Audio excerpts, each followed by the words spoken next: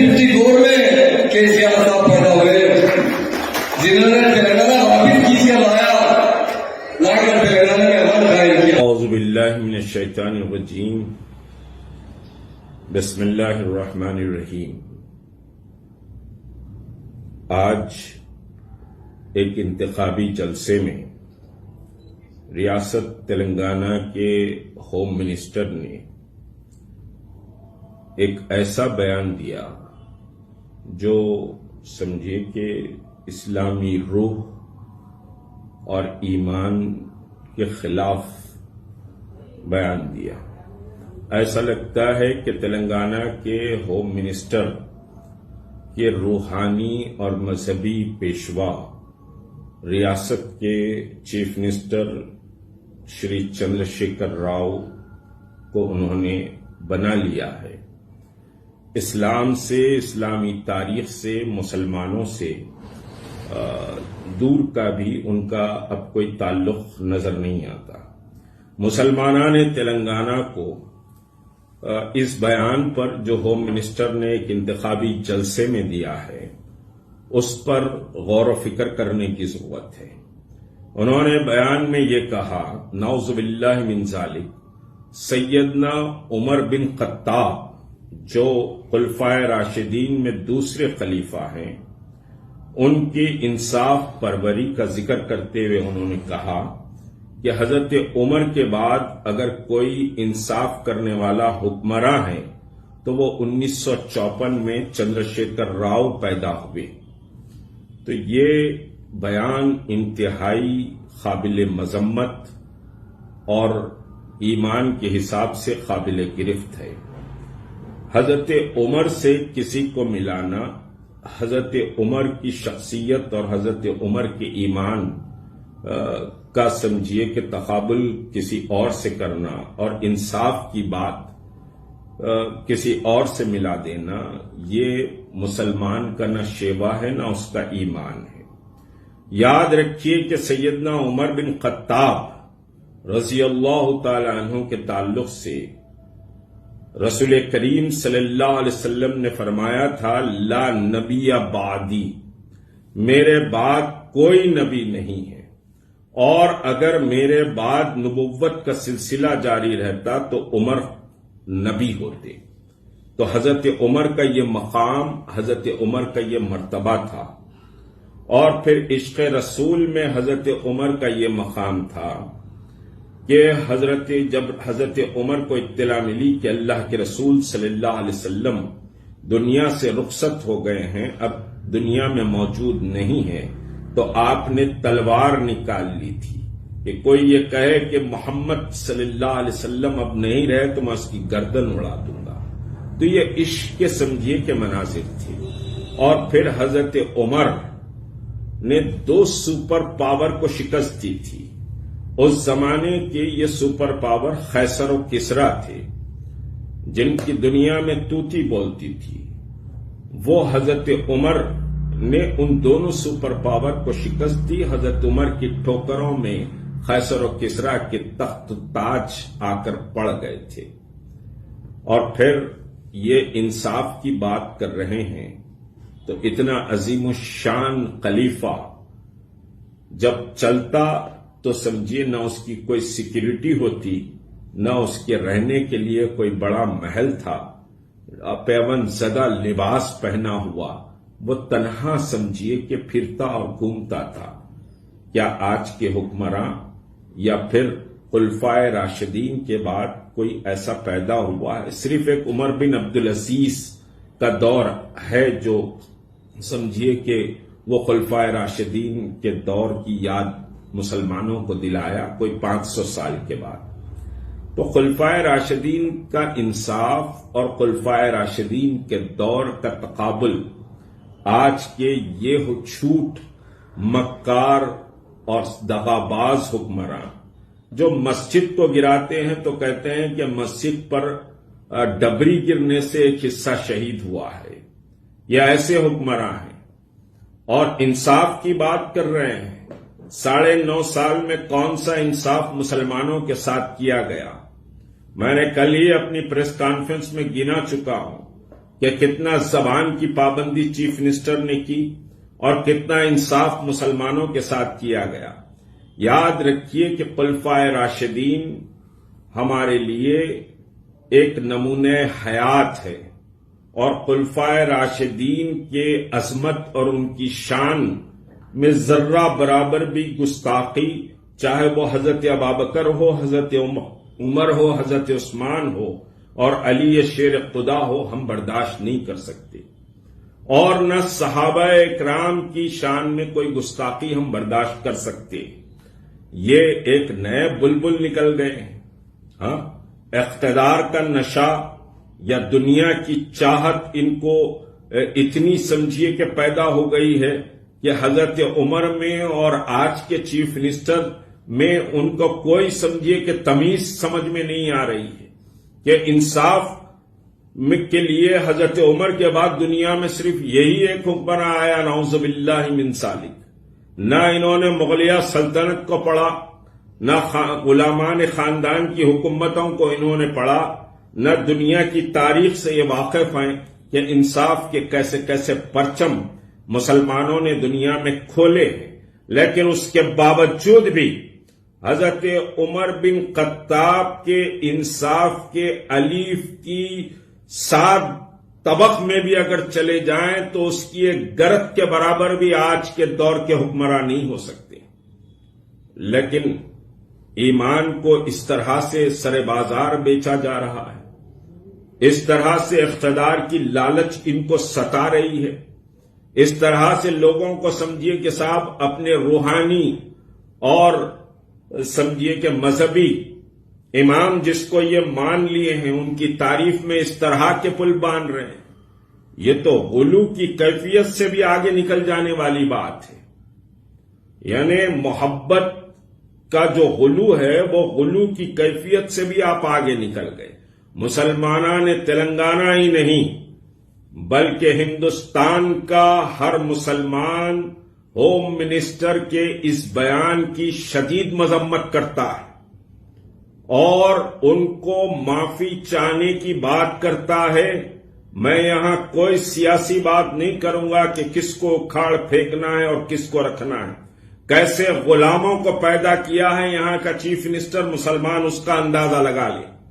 کتنا انصاف مسلمانوں کے ساتھ چیف منسٹر نے کیا ہے اس کا بھی آپ اندازہ لگا لیں۔ وقف کی کتنی جائیدادوں کو لوٹا اور جھوٹ بولا گیا۔ ہائی کورٹ اور لوور کورٹ میں سمجھیے کہ مسلمان جیتنے کے بعد سپریم کورٹ میں مسلمان ہار جاتا ہے، وقف بورڈ ہار جاتا ہے۔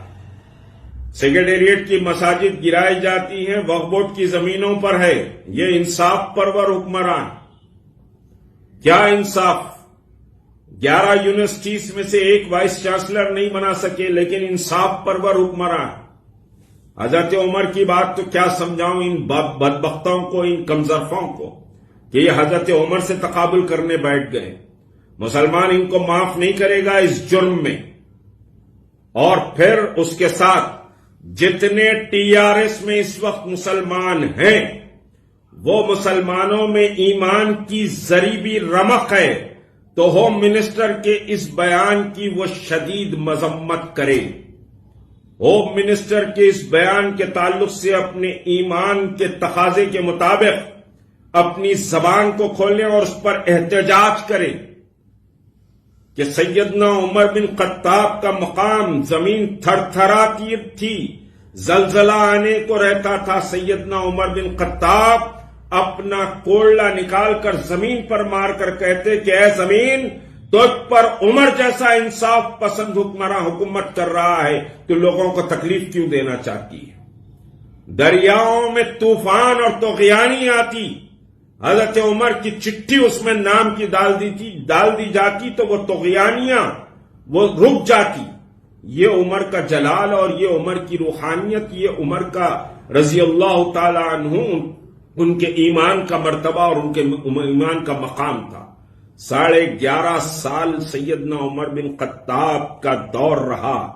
اس 11.5 سال میں ایک مدینے کا ہی نہیں بلکہ اتنا بڑا امپائر جو قریب 15 لاکھ مربع میل پر جس کی حکومت قائم تھی، ایک انسان بھی ایسا نہیں تھا جو یہ کہے کہ صاحب خلیفہ نے میرے ساتھ ناانصافی کی ہے اور میرے ساتھ انصاف نہیں ہوا ہے۔ رات کی تاریکی میں عمر نکل جاتی، بھوکوں کو خود سمجھیے کہ بیت المال سے اپنے کاندھے پر آٹا اور سامان ڈال کر خود پہنچ جاتے اور خود پکاتے اور خود کھلاتے، اور جب وہ ہنسنے لگتے تو سمجھیے جب مسکرا کر وہ نکلتے کہ وہ رو رہے تھے، میں ان کی ہنسی دیکھ کر واپس ہوں گا۔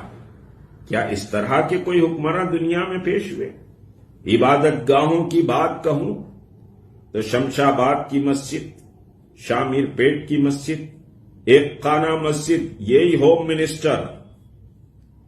منسٹر کو قرآن سر پر لے کر یہ بات کہہ دو وہ لوگ کہ یہ ہوم منسٹر نے مشتاق ملک کی ٹھڈی کو ہاتھ لگا کر یہ بات کہی تھی کیا نہیں کہی تھی کہ مسجد ایک خانہ پر آپ تھوڑا صبر کر لیں، لوکل الیکشنز ہو رہے ہیں، الیکشنز کے بعد مسجد بن جائے گی، چیف منسٹر نے مجھ سے وعدہ کیا ہے۔ یہ بات سمجھیے کہ آج کئی لوگ گواہ ہیں اس بات کے۔ کہاں ہے ایک خانہ مسجد؟ انصاف کی بات کر رہے ہیں، کہاں انصاف ہوا؟ شرم آنی چاہیے تم کو کہ مساجد کی شہادت پر یہ لوگ زبان نہیں کھولے، مسلمانوں کے ساتھ ناانصافی اور ظلم کے خلاف یہ لوگ زبان نہیں کھولے۔ عصمتیں لوٹی گئی۔ معین آباد میں ایک لڑکی جو گھروں میں کام کرتی تھی، ٹی آر ایس کے ورکر نے اس کی عصمت لوٹی اور وہ پھانسی لے کر خودکشی کر لی تو اس کو ان لوگوں نے ڈھانکنے کی کوشش کی۔ انصاف کی بات کر رہے ہو؟ کہاں انصاف کی بات کر رہے ہیں؟ اور کس سے ملا رہے ہیں انصاف کو؟ کس سے انصاف کو ملا رہے ہیں؟ بیت المقدس جو آج اسرائیل کی فلسطین کی جنگ چل رہی ہے، اس بیت المقدس کو سب سے پہلے فتح کیا سیدنا عمر بن خطاب رضی اللہ تعالیٰ نے، اور اس بیت المقدس کو کیسا فتح کیا جناب ہوم منسٹر؟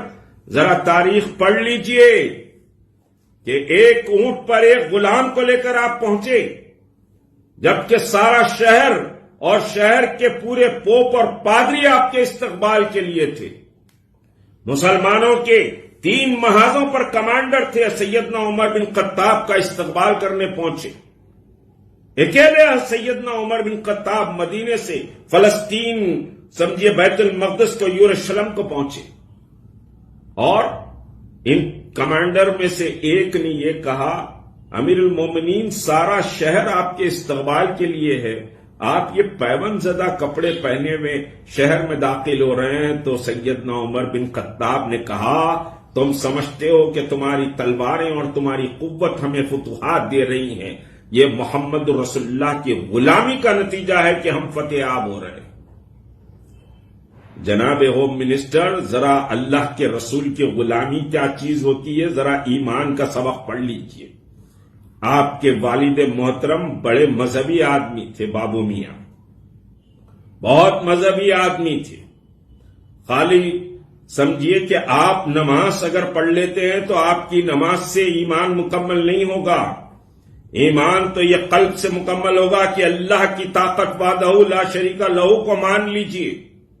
آپ KCR کی طاقت کو سب سے بڑی طاقت سمجھ رہے ہیں، آپ اقتدار کو سب سے بڑی طاقت سمجھ رہے ہیں، لیکن جو غلام محمد ہوتا ہے صلی اللہ علیہ وسلم، وہ اللہ کی طاقت پر یقین رکھتا ہے، اللہ کے فیصلوں پر یقین رکھتا ہے۔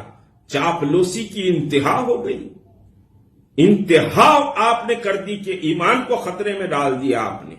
اس طرح سے چاپلوسی ہوتی ہے، اس طرح سے ایمان بیچا جاتا ہے اقتدار کے لیے۔ یہ اقتدار باقی رہنے والا نہیں ہے، نہ شداد باقی رہا، نہ فرعون باقی رہا، اور بڑے بڑے سمجھیے کہ نہ چنگیز باقی رہا، نہ ہلاکو باقی رہا، نہ ہٹلر باقی رہا۔ دنیا کے بڑے بڑے سورما مٹ گئے، آپ بھی مٹ جائیں گے۔ جب قبر میں جائیں گے تو کیا جواب دیں گے؟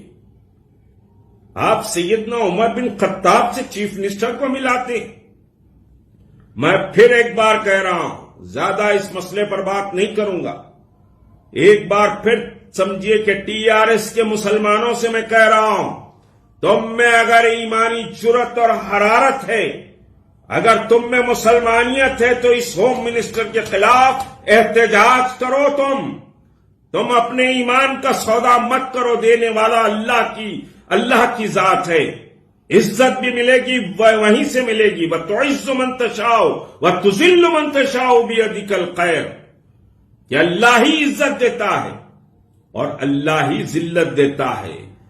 یہ جب دنیا کے کتے بن جاتے ہیں، جب دنیا کے غلام بن جاتے ہیں، یہ اقتدار کو پھر سمجھیے اقتدار کی چوکھٹوں پر جب سجدے کرنا شروع کر دیتے ہیں تو پھر یہ بولی بولنا شروع کرتے ہیں.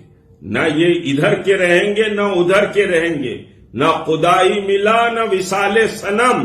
دھوبی کا گدھا نہ گھر کا نہ گھاٹ کا، وہ حشر ان کا ہو جائے گا. یہ ایمان سے کھلواڑ کر رہے ہیں. یہ مسلمانوں کے احساسات اور عقیدے سے کھلواڑ کر رہے ہیں. تو بہرحال سمجھیے کہ تلنگانہ کے مسلمانوں کو بھی اس پر نوٹس لینا چاہیے کہ انتخابی جلسے میں اس طرح کی بات کہی گئی ہے، اور پھر TRS کے مسلمانوں کو بھی اس پر سخت نوٹ لینا چاہیے کہ کیا وہ ہوم منسٹر کے اس بیان کے ساتھ کھڑے ہیں یا محمد رسول اللہ کے عاشقوں کے ساتھ کھڑے ہو کر سیدنا عمر فاروق کی حرمت اور آپ کے مقام اور مرتبے کے اور آپ اپنے ایمان کے ساتھ کھڑے ہوئے ہیں. اس کا فیصلہ آپ کو کرنا پڑے گا. بہرحال ہوم منسٹر کے بیان کی ہم شدید ترین مذمت کرتے ہیں. یہ ایک سمجھیے کہ جاہلانہ اور انتہائی غلامانہ اور غلو میں ڈوبا ہوا اقتدار اور دنیا کی لالچ میں ڈوبا ہوا بیان ہے. اس کی جتنی مذمت کی جائے کم ہے. وآخر دعوانا الحمدللہ رب العالمین.